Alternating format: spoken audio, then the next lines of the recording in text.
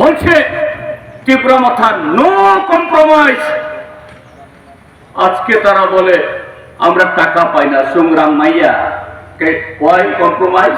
চুক্তি খেয়া বরফ মার্চ 2024 তাও ছিল 6 মাসের মধ্যে লিখিতভাবে ভারতবর্ষের মাননীয় স্বরাষ্ট্রমন্ত্রী অমিত শাহর উপস্থিতিতে চুক্তি হয়েছে। চুক্তিতে স্বাক্ষরকারী কে? সারা দেশকে বলল 6 মাসের মধ্যে। এটা তো রিটেন, লিখিত কাগজ সুইয়ের জন্য প্রতিশ্রুতি রিহা।